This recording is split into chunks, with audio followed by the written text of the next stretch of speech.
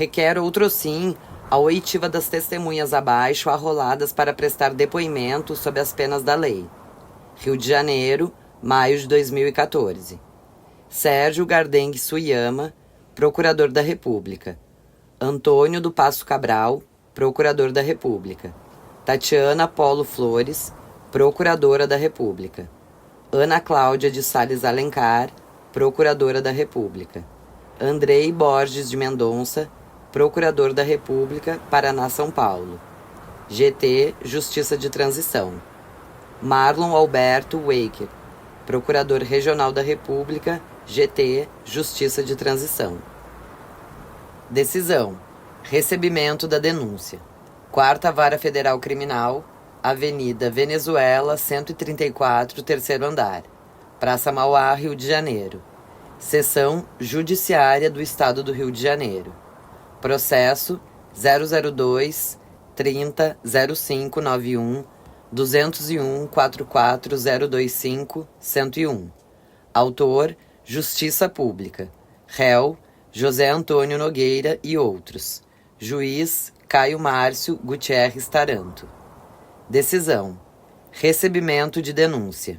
Primeira, do relatório.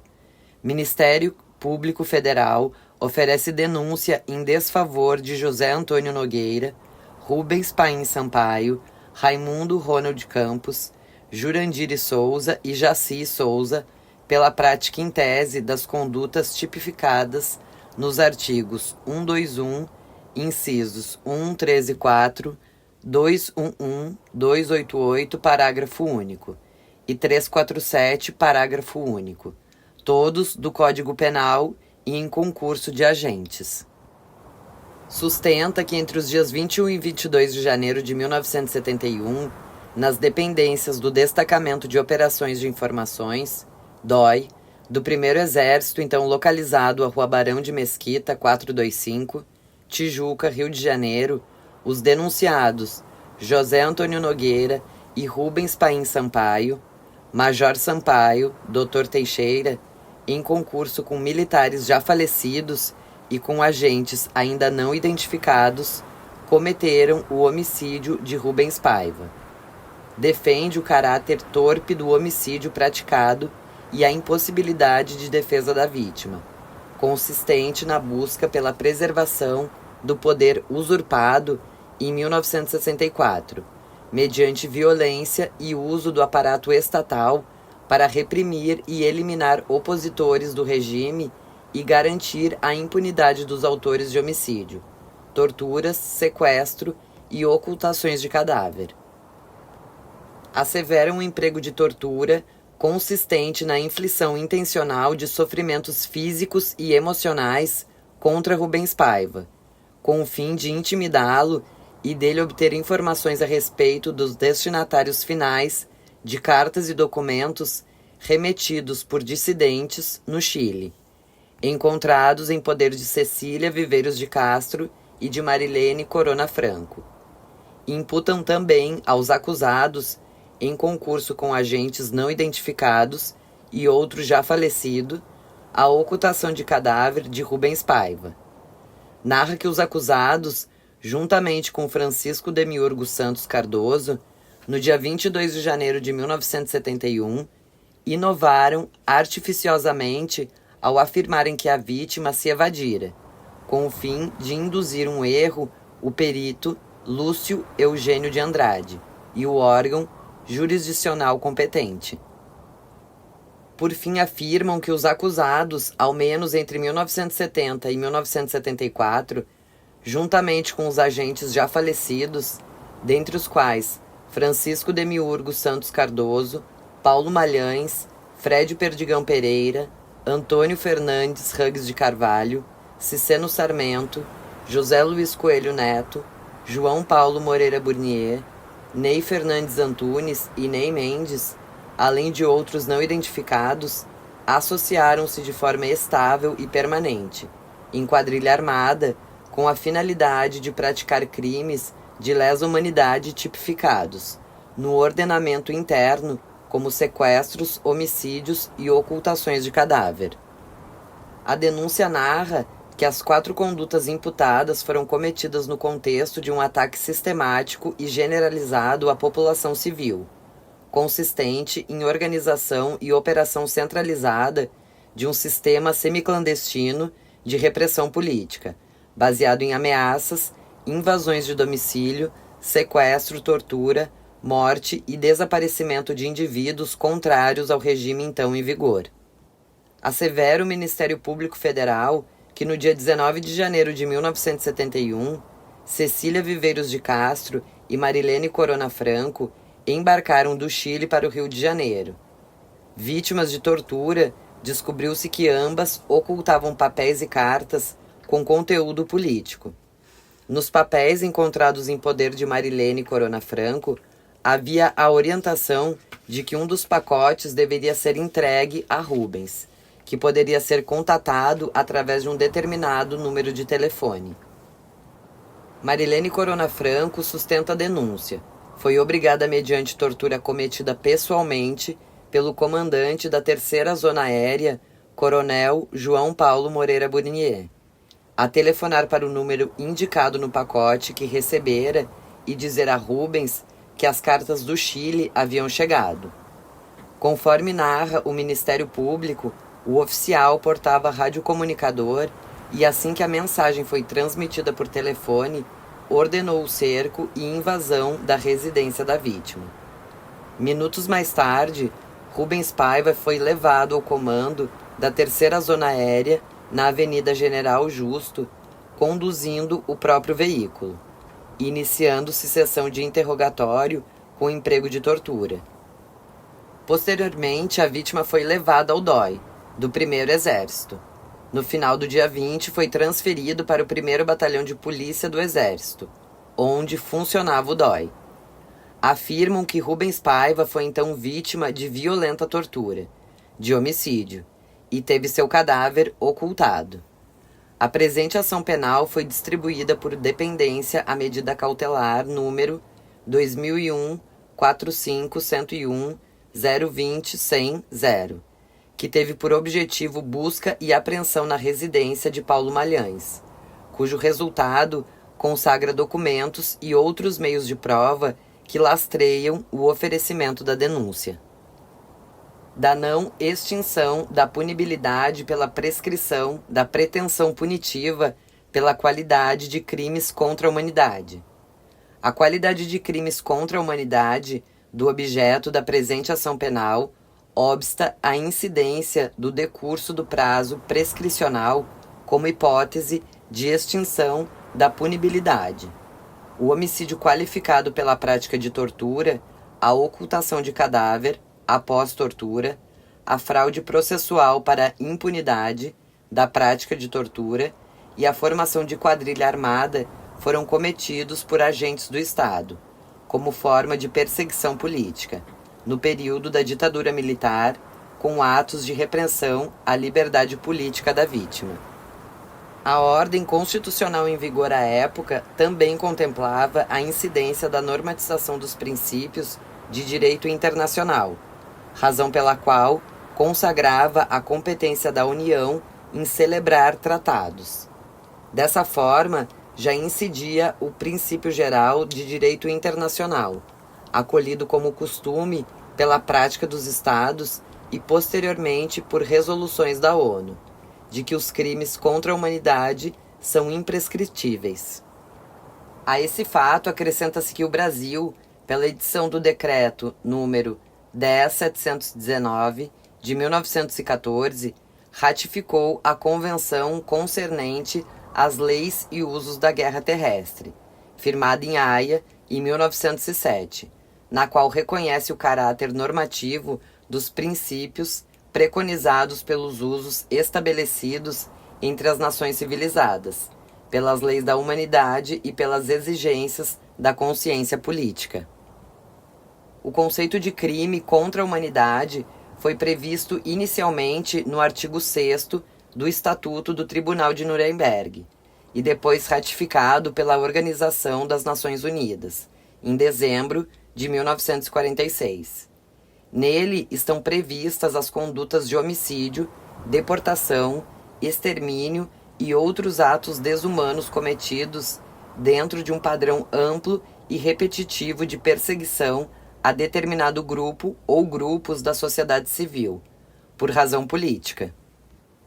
Nesse contexto, o sentido e conteúdo de crime contra a humanidade devem ser extraídos, ponderando-se o histórico de militância política da vítima, inclusive sua atuação na qualidade de deputado cassado pelo movimento de 1964.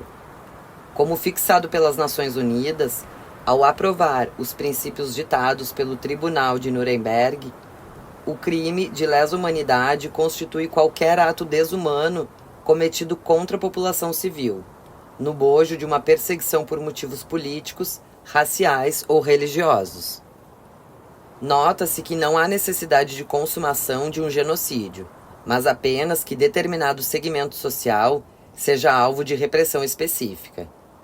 A denúncia narra com clareza o contexto das condutas imputadas aos denunciados como prática de uma política de governo ilegal, perante o ordenamento à época qualificada por atrocidades. Passados mais de 40 anos dos fatos, objeto da ação penal, já não se ignora mais que a prática de tortura e homicídios contra dissidentes políticos, no período conhecido historicamente como ditadura militar, fazia parte de uma política conhecida, desejada e coordenada pela mais alta cúpula governamental, mas que a manteve em um plano de ilegalidade, expondo que o Estado e os detentores do poder estavam acima do ordenamento jurídico. Narra, pois, a denúncia a crimes contra a humanidade em contexto com demais fatos igualmente lícitos, a exemplo de outros casos de tortura.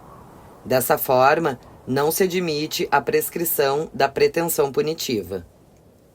Muito embora o Brasil não tenha ratificado a Convenção sobre Imprescritibilidade de Crimes de Guerra e dos Crimes contra a Humanidade, aprovada pela Assembleia Geral da ONU em 1968, incide o verdadeiro princípio geral de direito internacional, incorporado aos costumes internacionais, que obsta à extinção da punibilidade a partir da força derrogatória, do artigo 107 do Código Penal. Do artigo 38 do Estatuto da Corte Internacional de Justiça, é amplamente reconhecido como a formulação mais autorizada a respeito das fontes do direito internacional, e expressamente contempla o costume internacional como uma prova de prática geral aceita como direito. O costume, como fonte do direito internacional, apto a orientar juízos de supralegalidade, exige fatos materiais, ou seja, o comportamento propriamente dito dos Estados, e a crença de que é segundo o ordenamento jurídico internacional. Há, assim, a crença e a coerência com o ordenamento jurídico de que os crimes contra a humanidade aceitos pelos Estados devem ser punidos, não se submetendo a impedimentos de incidência da lei penal, a exemplo das hipóteses de extinção da punibilidade como a prescrição. Da não extinção da punibilidade pela prescrição da pretensão punitiva do homicídio qualificado por tortura, por força da Convenção Interamericana contra a Tortura. Tendo-se em vista a primeira conclusão de não incidência de anistia para os crimes imputados em desfavor dos denunciados dessa ação penal, conclui-se que não está extinta a punibilidade pela prescrição da pretensão punitiva da imputação de homicídio qualificado pela tortura, mesmo se desconsiderasse a qualidade de crime contra a humanidade. Ora, na medida em que o fato ocorreu entre os dias 20 e 21 de janeiro de 1971, em 5 de outubro de 1988, não havia decorrido o prazo de 20 anos necessários para a extinção da punibilidade. Artigo 109, 1º do Código Penal. A Carta de 1988 consagrou que os direitos e garantias nela expressos não excludem outros decorrentes do regime de tratados internacionais em que a República Federativa seja parte. Esse dispositivo superou a disposição normativa do artigo 153 da ordem constitucional anterior, de alcance mais restritivo. Por outro lado, a Constituição atribuiu reprovabilidade à tortura, em especial por consagrá-la como inafiançável e insuscetível de graça ou anistia. Há, pois, o direito fundamental na punibilidade, e a lei punirá qualquer discriminação atentatória dos direitos e liberdades fundamentais. Da justa causa. Contexto apto à admissão da denúncia. A denúncia ofertada encontra-se devidamente acompanhada de documentos e testemunhos aptos ao recebimento da denúncia em desfavor dos acusados. Merecem ênfase a declaração manuscrita de Cecília Viveiros de Castro, a declaração de Marilene Corona Franco ao Ministério Público Federal, o depoimento de Cecília Viveiros de Castro, à DPF, em 11 de setembro de 1986, o recebimento de entrega do automóvel da vítima e o conjunto de documentos apreendidos por força da medida cautelar número 201.45.101.02.01.000. Dispositivo.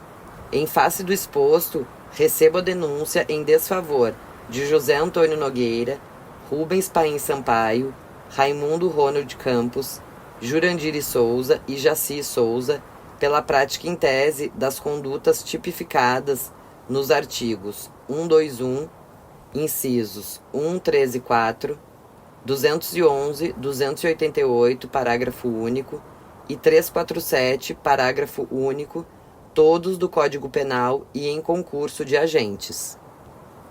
Citem-se os denunciados para responderem à acusação, por escrito no prazo de 10 dias, na forma do artigo 396-A do Código de Processo Penal, ocasião em que poderão ser arguidas preliminares e alegar tudo o que interesse à sua defesa, oferecer documentos e justificações, especificar as provas pretendidas e arrolar testemunhas, qualificando-as e requerer sua intimação, quando não se tratar de testemunhas meramente de caráter, devendo, nessa hipótese, ser apresentada a declaração. O oficial de justiça deverá qualificar os citados nas folhas anexas aos mandados e devolvê-las a esse juízo junto com os expedientes. Deverá ainda certificar-se se os denunciados têm advogado, bem como o nome e o número de inscrição na OAB, ou, caso não possuam, informar se têm condições financeiras para constituir advogado. Caso não possuam condições financeiras para constituir advogado, deverão ser orientados a dirigirem-se em caráter de urgência à Defensoria Pública da União, localizada na Rua da Alfândega, número 70, Centro, Rio de Janeiro, de terça a quinta das 8h30 às 7h30, ou, na impossibilidade, manterem contato telefônico com o órgão através do número 24 60 5000. Desse vista ao Ministério Público Federal. Rio de Janeiro, 26 de maio de 2014. Assinado eletronicamente. Caio Márcio Gutierrez Taranto, Juiz Federal. Nota do autor. O caso Rubens Paiva está longe de terminar. Em 25 de setembro de 2014, o advogado Rodrigo Roca, que defende os militares acusados do homicídio e ocultação de cadáver do ex-deputado Rubens Paiva, protocolou uma reclamação ao Supremo Tribunal Federal para que seja extinta a ação penal. Para a defesa dos militares, a decisão da Justiça de acolher denúncia do Ministério Público Federal viola decisão em ações anteriores do Supremo, que considerou válida a lei da anistia, que perdoa crimes cometidos por militares e guerrilheiros durante a ditadura. A principal tese do Ministério Público Federal é que os crimes foram cometidos contra a humanidade e, portanto, não prescreveram nem serão submetidos à lei de anistia. O Procurador-Geral da Justiça, Rodrigo Janot, sustenta a mesma tese. O ministro Teori Zavascki, do Supremo Tribunal Federal, suspendeu em 29 de setembro do mesmo ano a ação penal contra os 5 militares denunciados. Considerou que manter em andamento a denúncia seria incompatível com a análise já feita pelo STF sobre a aplicação da lei da anistia e pediu informações ao juiz federal da 4ª Vara Federal Criminal do Rio. O caso não tem data para ir à plenária do Supremo.